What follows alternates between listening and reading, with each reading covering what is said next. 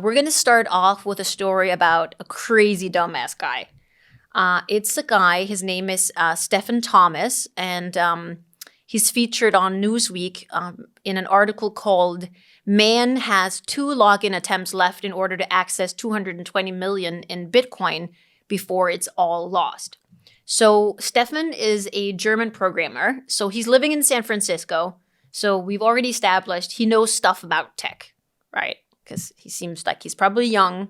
Well, he doesn't know his password. He doesn't know his password, right? So back in 2011, he made a video called "What is Bitcoin?"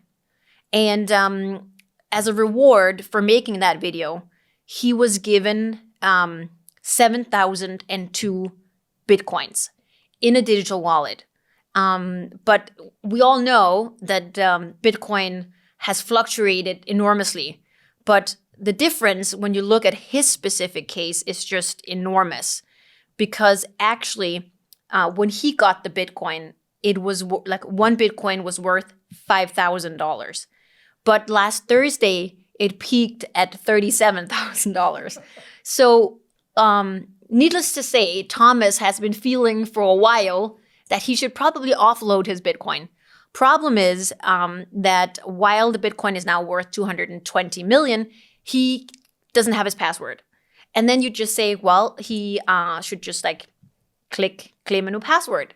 Doesn't work that way. So he's using a hard drive called Iron Key. And the way it works with Iron Key, I'm sure some of you use it, you have 10 attempts to access your password. And when you get it wrong 10 times, and it's like it accumulates. So it's not like you do 9 times, just like, on an iPad, and then it locks for 15 minutes. Not like that. So the 10th time you get it wrong, it does an encryption and it's lost forever. Damn. Forever, ever. Forever, ever. So he's now tried 8 times. So when he was gifted the Bitcoin, he made some password. And apparently, since probably he's a developer, he's not thinking like the rest of us. I think like every other person, it's like birthday, kid's name, star sign. There are these things like everyone does the same password. He decides to pick an incredibly difficult password that he can never remember again, puts it down on a piece of paper, leaves it somewhere, and never found it again since 10 years ago. Wow. Yeah, so he's pretty desperate, which is why he's reaching out to the press now, because he has these 2 attempts left.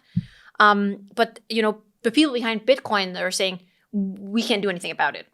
So Stefan is now suffering from some kind of mental health situation because it's quite upsetting.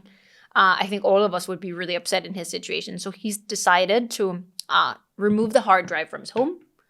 And place it somewhere secure that obviously he hasn't told any of us. And now he's waiting patiently until he hopes one day someone will be able to hack it or circumvent it in some way as technology develops. So if there are any hackers out there, I would totally propose to Stefan that you should get why not 60% of the cut? I mean, right now he has nothing. That's a big cut. He should be hosting some sort of challenge. Right? He has nothing now. He was given it as a gift. But I think what stuck out to me is that actually data from chain analysis shows that approximately 20% of the existing 18.5 million Bitcoin have either been lost or abandoned in digital wallets, which equates to about $140 billion of lost Bitcoin. Wow. Yeah. People don't give a fuck about their money. It's I think it's a combination of it's a digitization of the lottery ticket. So many people, you heard of big wins that people, they don't come and get it. So people buy the lottery ticket, they put it somewhere, and then all of a sudden you don't know where it is. So I think in the beginning, people that got Bitcoin, it was like a lottery ticket.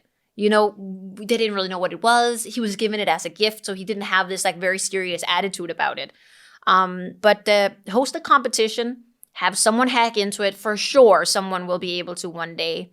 And but I do get the mental health thing. I'd be pretty stressed out about it. Yeah, me too. I hope he doesn't have a wife because she's gonna really be scary. really mad at him.